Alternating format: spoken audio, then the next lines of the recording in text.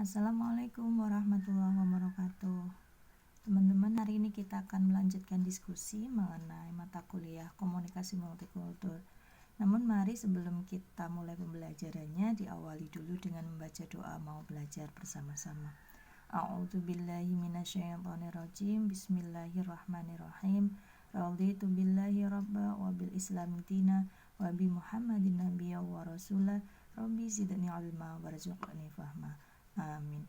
Tetap sehat dan tetap semangat. Meski pandemi belum berakhir, pembelajaran tetap berjalan meski masih harus secara daring. Insya Allah thalabul ilmi yang kita lakukan dengan sungguh-sungguh dengan media apapun akan menjadi amal ibadah bagi kita semua dan akan memberikan manfaat untuk kita. Amin amin ya rabbal alamin. Oke teman-teman, kita akan lanjut diskusinya. Jadi minggu lalu kita sudah berbicara mengenai konsep dasar komunikasi multikultur. Ya, komunikasi multikultur merupakan sebuah proses komunikasi gitu ya, baik interpersonal, komunikasi kelompok dan organisasi, bahkan hingga komunikasi massa yang ada di sekitar kita di masyarakat baik lokal, nasional hingga global dari beragam budaya gitu ya. Artinya budayanya berbeda-beda yang bisa kita lakukan baik secara verbal maupun non-verbal, secara simbolik, lisan maupun melalui media dengan menonjolkan atau menyejajarkan budaya masing-masing sebagai sebuah proses interaksi sosial. Ada banyak ahli gitu ya yang punya pendapat mengenai definisi. Jadi silahkan teman-teman banyak membaca referensi tentang komunikasi multikultur. Ada Goodikun misalnya begitu. Ada juga nanti di jurnal-jurnal yang teman-teman bisa cari gitu ya secara online melalui internet tuh. Itu hanya salah satu definisi. Artinya teman-teman masih bisa mengembangkan definisi komunikasi multikultur berdasarkan referensi yang dibaca selama ini gitu. Dari definisi tadi teman-teman, kita lihat bahwa ketika bicara tentang komunikasi multikultur, sekali lagi seperti minggu lalu sudah saya sampaikan, kita tidak hanya bicara tentang tarian, rumah adat, pakaian adat begitu, tetapi banyak hal yang kita bisa kaji di dalam komunikasi multikultur. Tadi ada istilahnya tentang di level global misalnya, bagaimana gitu ya terjalin komunikasi antar negara untuk berbagai kepentingan, baik kepentingan politik, baik kepentingan perdagangan, baik juga kepentingan untuk misal ini jika kalian nanti jodohnya adalah orang luar negeri, maka di situ juga ada proses komunikasi antar budaya.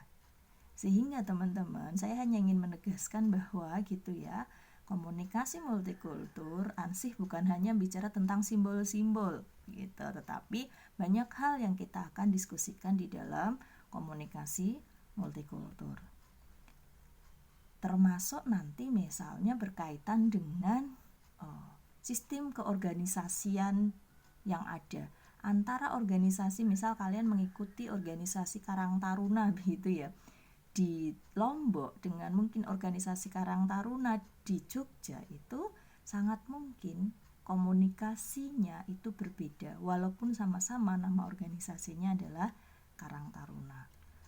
Kemudian mata pencaharian itu pun juga sangat mungkin menjadi satu topik di dalam multikulturalism. Banyak hal yang nanti kita bisa bicarakan. Nah, salah satu ayat begitu ya yang Allah sudah mengajarkan keberagaman gitu, itu di Al-Quran telah dijelaskan bahwa kita ini manusia begitu ya, diciptakan dari seorang laki-laki dan seorang perempuan, dan menjadikan kita umat manusia ini berbangsa-bangsa, bersuku-suku supaya kita saling kenal mengenal. Luar biasanya Al-Quran, Allah Subhanahu wa Ta'ala mengajarkan keberagaman di dalam Al-Quran kepada umatnya. Jadi Allah sudah menentukan, jadi sudah sunatullah bahwa gitu ya, makhluknya itu diciptakan bersuku-suku dan berbangsa-bangsa supaya untuk saling kenal mengenal. Maka komunikasi multikultur menjadi hal yang sangat penting gitu ya. Kenapa? Karena tadi untuk saling kenal mengenal itu ada proses interaksi sosial, baik secara simbolik maupun tadi secara lisan maupun tulisan gitu ya. Bahkan tadi bisa menggunakan media. Itu. Hari ini gitu, ke teman-teman bisa melakukan komunikasi dengan budaya lain, dengan negara lain bahkan begitu, tanpa harus bertemu bertatap muka, cukup melalui media.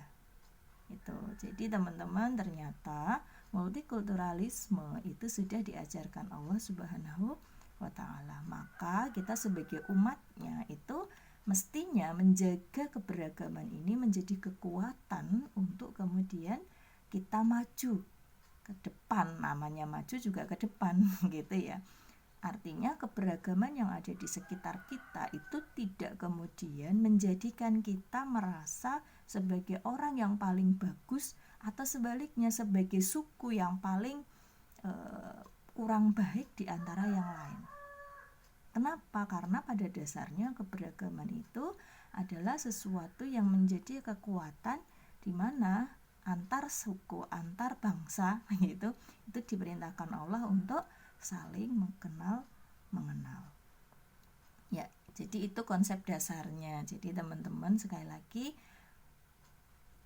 banggalah gitu ya dengan keberagaman, terutama di Indonesia. Indonesia adalah negara yang luar biasa memiliki keberagaman dari Sabang sampai Merauke gitu, bahkan gitu ya di Pulau Jawa saja gitu. Itu sangat beragam antara orang Jogja, orang Solo, orang Jawa Timur, Surabaya, orang Jawa Barat. Itu sudah punya keberagaman yang luar biasa, baik dari sisi bahasa, baik dari kebiasaan sehari-hari, baik dari perilakunya gitu, itu sangat beragam. Padahal sama-sama satu suku, yaitu namanya suku Jawa. Ini ya.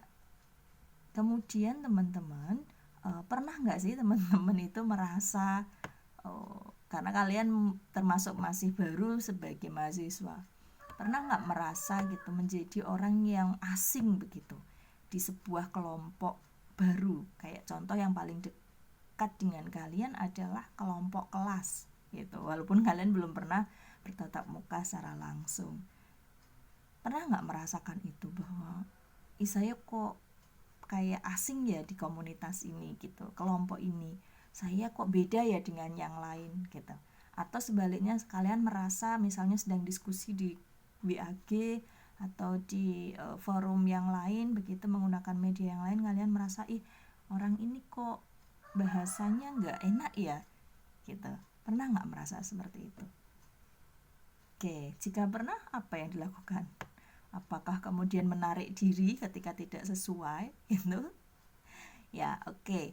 Jadi saya rasa ketika Anda merasakan hal yang tadi saya contohkan, maka disitulah adanya proses penyesuaian gitu. Kita ketika berada di komunitas yang beragam, maka sebaiknya kita melakukan penyesuaian dengan komunitas itu.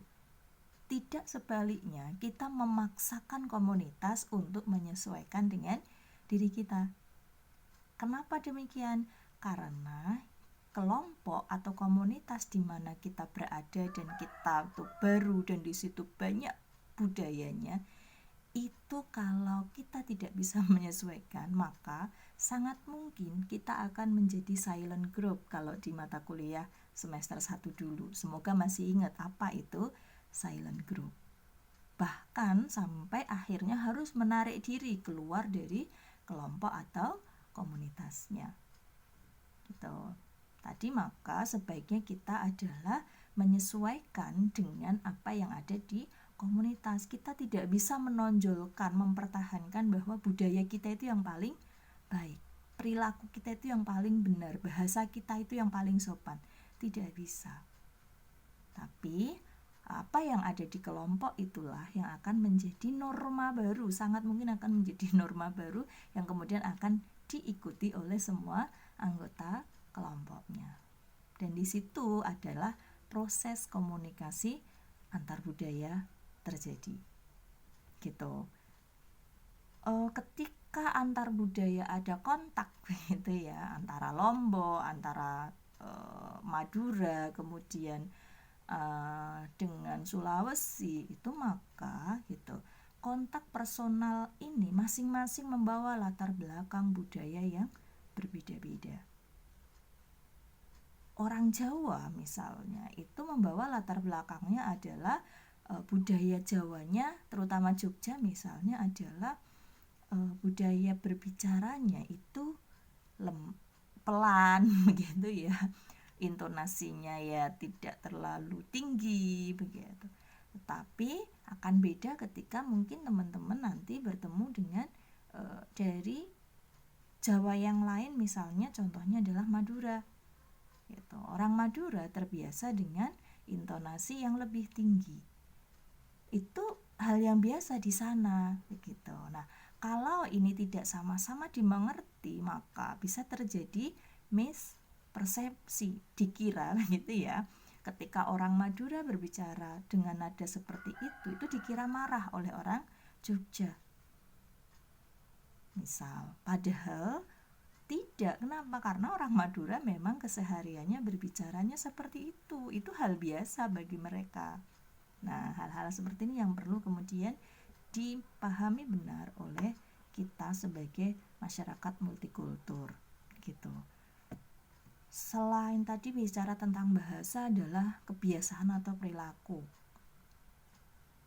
Budaya misalnya teman-teman, saya bersin begitu, mengucapkan alhamdulillah, kemudian orang yang mendengar balik membalasnya dengan mendoakan dan mengucapkan yarhamukallah. Itu bagian dari budaya juga gitu. Karena apa? Karena itu bisa menjadi budaya apabila itu dibiasakan gitu. Kalau ini tidak dibiasakan, ya maka itu tidak akan menjadi budaya gitu. Jadi kayak misalnya saya bersin gitu, kemudian alhamdulillah. Nah, kebetulan yang mendengarkan saya mengucapkan alhamdulillah misalnya adalah Ariza gitu. Nah, Ariza langsung mengucapkan yarhamukallah. Saya balik membalasnya yahdikumullah. Itu adalah budaya berkaitan dengan perilaku gitu. Ini teman-teman, pengungkapan itu bisa menjadi budaya yang melekat di diri kita masing-masing ya. Nah, kemudian itu ya, proses komunikasi antar budaya kita itu tuh bisa terjadi ketika tadi ada perbedaan dari aspek bahasa, aspek kehidupan atau kebiasaan sehari-hari, norma, adat gitu ya. Kemudian apalagi budaya secara umum yang ada di sekitar kita. Yakinlah bahwa gitu ya, masing-masing orang itu sebenarnya mempunyai latar belakang yang berbeda-beda. Kalau kita membicarakan sekup terkecil tentang keluarga saja, budaya antar keluarga itu sudah berbeda sebenarnya dari aspek cara berkomunikasinya gitu. Misalnya ini ada keluarga itu yang menerapkan benar gitu tentang, kalau bahasa Jawa kami, di orang Jawa kami adalah unggah-ungguh. Jadi kepada orang yang lebih tua itu kalau di Jawa harus seperti apa kalimatnya atau kata yang digunakan gitu. Perbedaan-perbedaan tersebut, bahasa, kebiasaan kehidupan sehari-hari, nilai, norma, adat maupun budaya-budaya lain yang secara luas ada di masyarakat, itu akan sangat berpengaruh terhadap bagaimana penggunaan bahasa, bagaimana persepsi, penilaian atau cara pandang, hingga pada perilaku individu, kelompok, organisasi, instansi, bahkan negara di dalam proses interaksi antar budayanya gitu. Jadi perbedaan-perbedaan tadi cukup memberikan pengaruh begitu ya teman-teman, tentang bagaimana kita harus menyampaikan pesan, bagaimana kita mempersepsikan pesan, bagaimana pandangan kita terhadap sebuah pesan yang kita terima di sebuah interaksi antar budaya. Sekali lagi harus diperluas bahwa ini bukan hanya individu dengan individu, tetapi bisa juga antar kelompok, antar organisasi, bahkan hingga antar negara. Nah, cakupan komunikasi multikultur sudah disampaikan di depan cukup luas begitu ya, dapat berkaitan dengan nanti politik, pendidikan, bisnis tadi, misalnya perdagangan, berkaitan dengan hubungan internasional, multilateral maupun bilateral, teknologi dan sebagainya. Nah, kita akan lanjutkan diskusi di forum e-learning begitu ya. Silahkan nanti teman-teman menyampaikan gitu dengan gambar yang tersaji di slide terakhir ini, apa sih pemahaman teman-teman mengenai komunikasi multikultur, di mana ternyata cakupannya sangat luas dari mulai lokal hingga internasional atau global. Oke, saya rasa demikian. Kita akhiri pertemuan dengan membaca doa setelah mau belajar bersama-sama. Bismillahirrahmanirrahim. Allahumma arinal haqqal haqqa warzuqna tibaa wa arinal batila batila warzuqna ijtinabah. Amin. Billahi taufiq wal hidayah. Assalamualaikum warahmatullahi wabarakatuh.